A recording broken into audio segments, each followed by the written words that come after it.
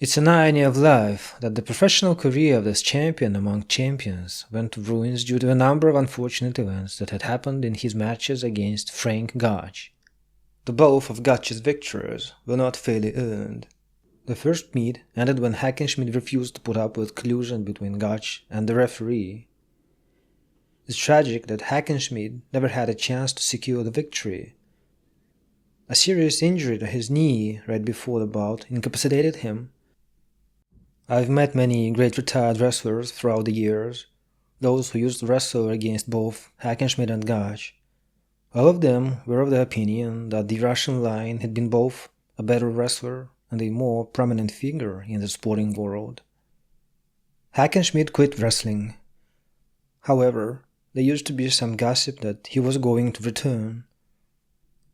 For example, it was once reported in the February of 1912 that, allegedly, Hackenschmidt was going to make an appearance in St. Petersburg in his upcoming match against Aberg. Leaving the sporting world, George Hackenschmidt, the legendary Russian Lion, immortalized himself as one of the most phenomenal weightlifters and wrestlers in the history of sports worldwide. As it is known, his arm injury and hard wrestling training got in the way of his training with weights, and he had to quit competitive weightlifting at a very young age. Nowadays, his world records, which used to amuse the whole world, are well within the reach of many weightlifters.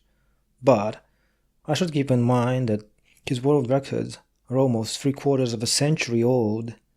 Weightlifting technique in his time was still in the bud, and the rules were different as well. Here are some of Hackenschmidt's feats of strength. The jerk, 309 pounds. The press, 280 pounds. The snatch, 258 pounds. With his right arm, the one-arm jerk, 231 pounds. The bench press, 269 pounds. The one-arm snatch, 198 pounds. And with his left arm, the one-arm jerk, 205 pounds. The bench press, 198 pounds. The one-arm snatch, 185 pounds. He could press a 310-pound barbell 2 times from the wrestler's bridge, and he could lift a 180-pound barbell from the floor while holding it behind his back. He could do this movement 50 times in a row with a 110-pound weight. Nowadays, this movement is known to us as the hack squat. In training, before his match with Madrali, he used to get up with a 550-pound bag of cement and 2 men on his shoulders. He even used to take a walk around his house with that bag. When World War I broke out, Hackenschmidt with his wife, she was French, was in Berlin. They were interned and Hackenschmidt ended up in prison. At about the same time, his brother, Bruno, was taken prisoner and eventually died in captivity. Bruno also was a wrestler, though a mediocre one. Hackenschmidt, with his wife, survived. World War I, in many respects, changed the geopolitical climate of the world. The Imperial Russia was transformed into the Soviet Union, and a whole assortment of new republics, among which Estonian emerged. Years passed before the name of George Hackenschmidt became popular again in Estonia. At the beginning of 1924, one newspaper reporter from Paris came across a small article in some local newspaper of a very limited circulation among Russian immigrants, according to which Hackenschmidt just came to Paris. Hackenschmidt likes traveling and seems to be interested in the study of the soul. Allegedly, the head of that Russian sporting community related to the reporter in Paris. Another Viennese newspaper mentioned that Hackenschmidt was staying in Vienna. Hackenschmidt, just as 3 years ago, attended a local weightlifting club. He snatched with his right arm, just as with his left, a 132-pound barbell, and then pressed, in the strictest manner possible, 176 pounds. Once I'm in Vienna, I can't resist lifting barbells, allegedly, was his remark. Despite his 47 years, Hackenschmidt looks perfect and is full of energy. Estonian athletes reminisce about one curious occasion that happened in 1920 during the 7th Olympic Games in Antwerp. Famous Estonian long-distance runner Yuri Losman had already covered half the distance when, by the track, The imposing figure of some man appeared and addressed him in Estonian. "Are you Estonian?" Upon hearing the answer in the affirmative, the stranger said to the running-by athlete, "Good fellow, I'm Hackenschmidt."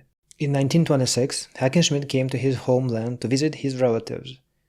During his stay in Tallin, he attended training sessions of wrestlers who were preparing for a meet with Latvia, and even saw them to the train station. About himself, Hackenschmidt related that even though he's not going to compete anymore, he still lifts dumbbells in the morning, which should be a necessity for every man of culture. He also related that offers from America kept coming to him, and the contracts were even more profitable than in the past. But he had no intentions of returning to wrestling. Now he had a wife, and his old injury of the knee wouldn't allow him anyway. On top of that, I have no need to compete anymore, due to the reasons that have once forced me to turn professional. In the same newspaper appeared another article, George Hackenschmidt, philosopher. It was reported that Hackenschmidt was still very popular in England. There was even a joke. The English have 3 darlings by the name of George: the King, Hackenschmidt, and Carpentier. About Hackenschmidt as a philosopher was said the following.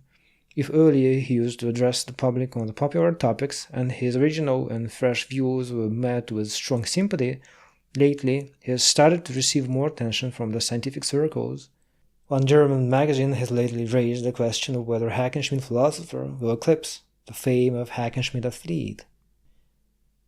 Until recently he sent out his articles to English, French, and German magazines, but now he has committed himself to writing a serious philosophical work, and it is to be published soon. Specialists from the circles look forward to its release. In 1938, in one Estonian magazine, an article was published from which followed that Hackenschmidt arrived in the USA on April 5th.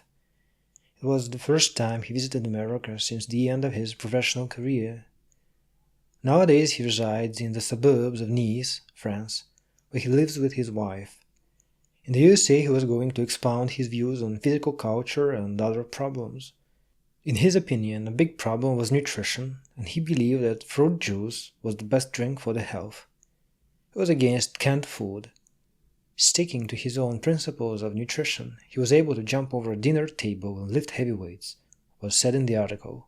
In the December of the same year, Hackenschmidt attended a public event in London. Despite his years, he looked full of energy and made a very good impression on the audience.